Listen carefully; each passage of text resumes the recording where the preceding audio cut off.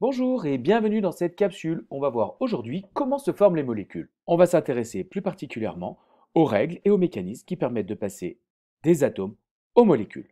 Pour illustrer cela, on va étudier la molécule d'eau. Sa formule est H2O, c'est-à-dire qu'elle est constituée de deux atomes d'hydrogène, représentés ici en blanc, et d'un atome d'oxygène, représenté ici en rouge. L'atome d'oxygène comporte Z égale 8 protons.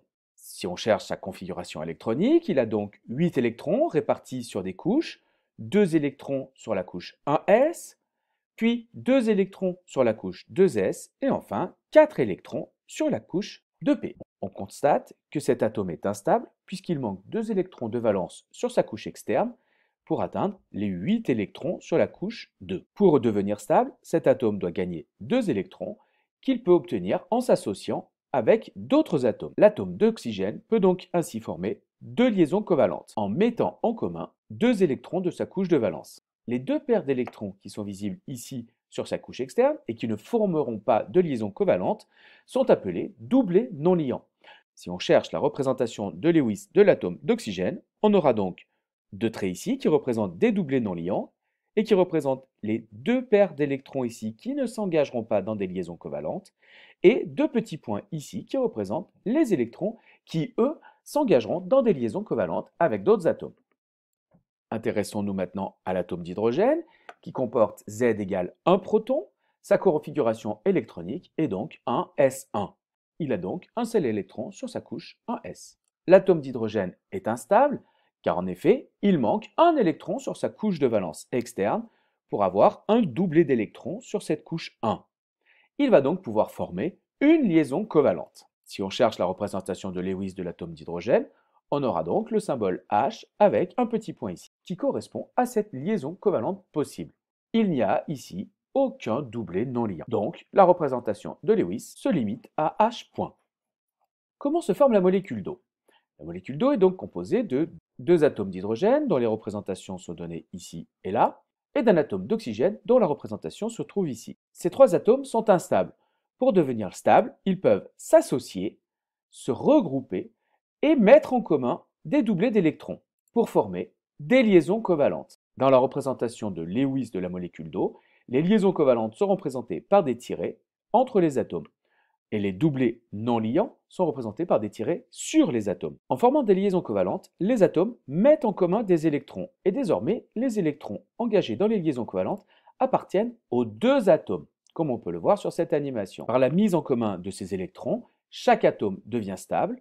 Par exemple, ici, pour les atomes d'hydrogène, désormais, leur configuration électronique sera du type 1s2, car les deux électrons de la liaison covalente appartiennent en même temps à l'hydrogène et à l'oxygène. En formant des liaisons covalentes, l'atome d'oxygène lui aussi devient stable. Il a désormais 2 électrons sur sa couche 1 et 8 électrons sur sa couche 2. Prenons un autre exemple. L'atome de chlore comporte 17 protons dans son noyau.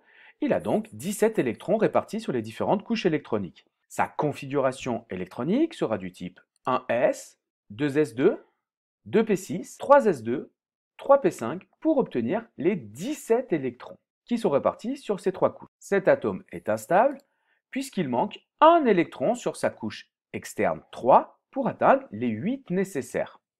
Il manque donc un électron de valence sur sa couche externe. Il va donc pouvoir partager cet électron avec un autre atome pour acquérir une structure stable. Sa représentation de Lewis est donc Cl point. Et on constate ici trois paires d'électrons qui ne seront pas engagés dans des liaisons covalentes et qui vont représenter des doublés non liants qu'on représentera sur le modèle de Lewis par les trois tirets qui se trouvent pour l'atome d'hydrogène. Nous avons déjà vu que sa représentation de Lewis était du type H'. Comment se forme la molécule d'acide chlorhydrique HCl?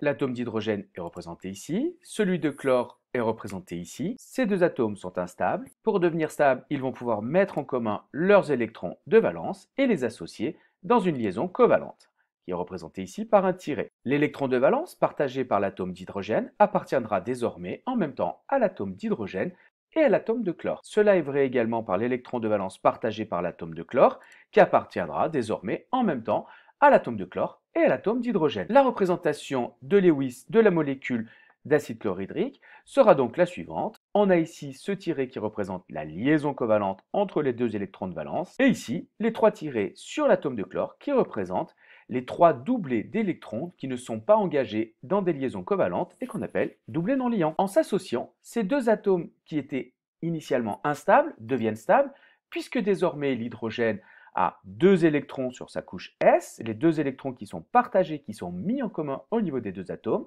Il en est de même pour l'atome de chlore qui désormais a 2 électrons sur sa couche 1, 8 électrons sur sa deuxième couche et également 8 électrons sur sa troisième couche puisque cet électron est partagé, il appartient en même temps à l'hydrogène et au chlore. Abordons maintenant la notion d'énergie de liaison. C'est l'énergie qui est nécessaire pour rompre une liaison entre atomes. En fonction du type de liaison, cette quantité d'énergie est différente. Dans cet exemple, l'énergie nécessaire pour rompre une liaison entre deux atomes d'oxygène est plus faible que l'énergie nécessaire pour rompre la liaison entre l'atome d'oxygène et l'atome d'hydrogène. En fonction du type de liaison, les quantités d'énergie pour rompre les liaisons sont différentes. Prenons un autre exemple. Voici une molécule de méthane de formule CH4. Pour rompre les 4 liaisons entre les atomes d'hydrogène et l'atome de carbone, il va falloir une énergie qui sera 4 fois supérieure à l'énergie de liaison entre un atome de carbone et un atome d'hydrogène. Pour calculer la quantité d'énergie totale qui est nécessaire pour rompre toutes les liaisons,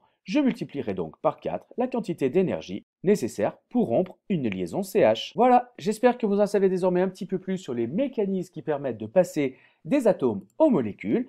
Il ne vous reste plus qu'à compléter votre questionnaire en ligne et moi je vous dis à plus en classe!